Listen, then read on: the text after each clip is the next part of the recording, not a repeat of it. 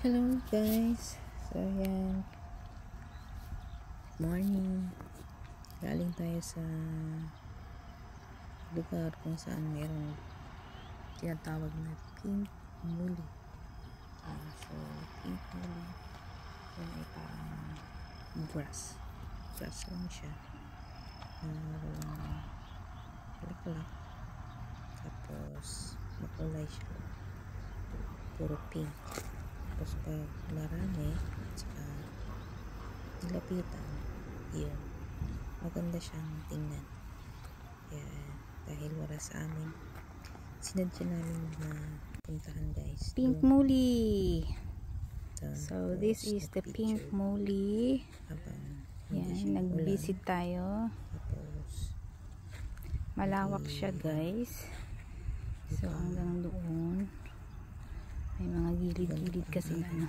Ganda no yung yung pagka-pink. Pas tayo guys. Kaya pink muli. Meron pa doon. Punta at pabalik. At least napuntahan. Ayan. Pink muli nila. Wala sa amin. Kaya dinayo namin. Ang pink muli kasi picture ko. Tapos yan. Ang tunghayan din ang kagandahan ng pink muli. Hanggang doon. Ang lawak kasi. Dati yung pinapunta namin ang liit, parang tinanim lang. Tapos maaraw pati. Kunti lang. Ito, lawak. Pink na pink. Tanamin sila dito sa amin. Pink muli baga. Musmus lang kasi at saka lutos ang karamihan. Tanim dito. Pink muli kasi. Tapos yung mga yan. ano na, ang pink muli. Din silang lugar. Doon hanggang doon. Lugar din. Hindi kira yung ganito. Ganda no. Kaya kinagigiliran. Maaraw pati.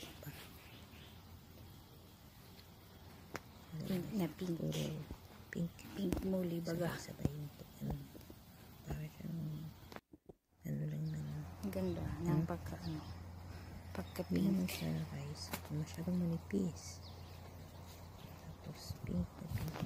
Grabe no. Parang ang ganda guys. So pink muli. Nakakaaliw. Para siyang park eh. Pink na pink. Tapos tutunghayan mo yung mga ganyan na paligid. Yan. So nagpicture tayo guys for remembrance. Yan. So thank you for watching. This is said pink muli. Yan.